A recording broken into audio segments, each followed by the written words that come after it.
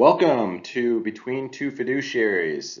This episode is going to talk about living longer than you think, and this is something that we really kind of engage with our clients on a lot more often than what I would think, right, Jim? Yeah, absolutely. It's certainly one of the most important variables when we're analyzing and reviewing a comprehensive plan with clients.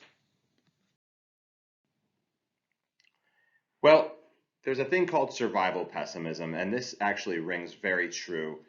Um, and we think the picture here is a little funny. You know, it's sort of the ostrich effect too. A lot of people don't like to talk about death. That's kind of normal, natural, I think, right? But the survival pessimism in particular is something that is academically really a well-known subject. People tend to think that they're not going to live quite as long as what they do. In 1992, the University of Michigan started looking at this, and they asked a simple question: how of 65-year-olds, how long do you think you're going to live? And what they found is that people often discounted that by 10% on average and consistently. Yeah, when you look at the actuarial tables, oftentimes the emotion that is involved surrounding death is, certainly able to skew individuals from not being able to view and assess the probability in an objective manner. So yeah, it doesn't surprise me that the study shows a 10% discount to their expected time here on Earth. Anecdotally, we see things that are even much more than 10%. Oh, People absolutely. think that they're not going to live that long. And they might do that because of a case of family history, but things are changing, right? And each individual is their own set of circumstances. Absolutely. So, what happens when people live longer? So, what we're trying to do here is illustrate some of the pitfalls I think that are playing themselves out. Um, and what we're finding is that there's a nice Wall Street Journal article on this, and it showed that 18% of 65 to 69-year-olds are using 90% of their income is coming from Social Security.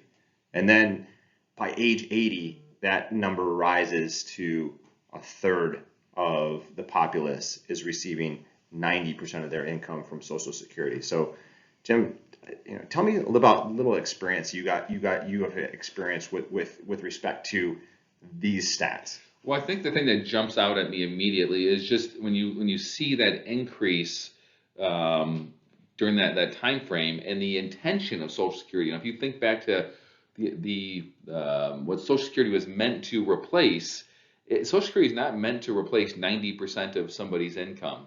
Um, that's not how it was started. Now it's a very complex and highly debated subject, but I can tell you without any issue here that it's not meant to provide 90% of somebody's income. And sometimes we've seen and helped people where it's even more, where it is like literally 100% of their income. So the higher the reliance on it, the more, I would say, the more fragile the financial independence projection is. That's a good point.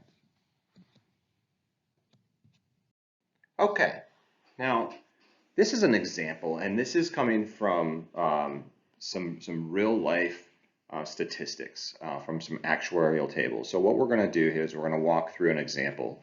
Let's talk about a couple, a male and female, who were born in 1965.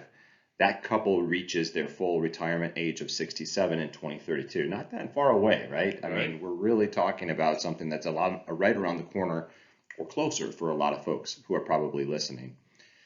Now, you ask a lot of those folks, what do you think your chances of living to 90 are? And I bet you that a lot of them do not have a very, very high opinion that they're going to make it to 90. And anecdotally, again, that's something that we see. But guess what?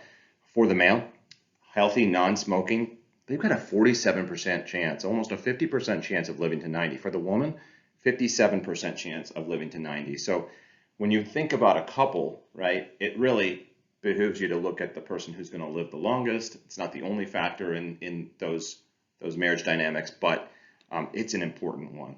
Yeah, so this is obviously something that we talk a lot about with prospective clients and current clients in the context of a comprehensive plan. We always are sort of moving the needle and showing them the effects of what happens if you do live until 90 or you live until 95 versus where you think you might, because it's important to have as much objective data around this topic as possible, because when you're in your working years, there are so many there are more variables that are in play in your financial plan. When you stop working and you turn off that income stream, and now you are having to live off of your assets, whether in that your Social Security income plus what other assets you've accumulated during your working years. The time, the date at which you pass away is a much more important variable at that point. So it's and to your point, you got almost a coin flip for the male, and far better than a coin flip for the female to live until 90. So No doubt about it. These numbers are progressively actually getting better. The probabilities of living to 100 for a female, I want to say they're above 10. They're close to 10%, if not above. For the male, they're about half that. But these are long lives that are possible. absolutely. So you will likely live longer than what you think. So what does this mean for me and my family? What are your thoughts there? Yeah, again, so coming back to that, this I think roots back to the importance of building a comprehensive financial plan, and you sort of be able to create the goalpost of better understanding of what should your expectations be for retirement if you were going to live until 90, and what happens if the other end of that goalpost, what if we push out to 100, or you move it back the other way and you're back to 80. So creating a better understanding of what type of retirement lifestyle you could expect given different time horizons for your life expectancy. One could argue that it's really a more conservative play to look at your life as living longer, right? A longer Sure. life is a more conservative way to approach what your retirement life expectancy is going to be. And to do that, number two here, you can run some analyses. LongevityIllustrator.org, that's a good place to go if you want to take a look at that. Also, the Social Security Administration actuarial life tables, another really great one. Because again, a lot of times we hear on the news, the life expectancy of a person that's born today is X. Well, guess what? That's a skewed number, because if you're 50 years old or 60 years old, your life expectancy is actually longer than somebody who was born today. And it's an odd thing. We're not going to get into all the details around that, but if you look at some of these details, you will actually see that yourselves. Yeah, absolutely. It is wild to look at this, and it is important. So sort of moving into step three of this, and I've harped on this a bunch already, but this comes back to the importance of building a comprehensive plan, right? And running the numbers for you, because we've often sort of joked with clients and prospects, if you can tell me when you are going to die, then I can give you a much better answer, right? But the fact of the matter is we don't know when we're going to pass, and the point we're really making here is the studies are showing that you're living longer than what most people think. So planning for that is super important. One of the behavioral things that we really need to stress is savings. You need to save, you need to contribute to your retirement plans. Those are fundamentally important. And that's something that a financial advisor can really help with. There's no doubt about that. Also, it's a matter of looking at your investments. What's the return on your investment? What is your risk profile? This is all part and parcel of that comprehensive financial plan. Also within that, there's an insurance component.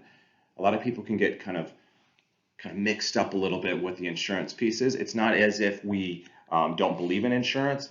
Annuities might play a role for some people. There's no doubt about that. Life insurance might play a role for some people. Also, but don't get them confused, right? Yeah, absolutely. If you're looking to make an investment, I think an investment vehicle is the best. In most instances, an investment vehicle is best for making an investment. If you are trying to cover something from an insurance perspective, there's a risk you're trying to cover, and insurance is oftentimes or likely the best option there. But it's important to run the analysis between the two and understand the pros and cons of each. Well, that's all we have, folks. Thanks again for being with us. If there's any questions you have, please feel free to reach out.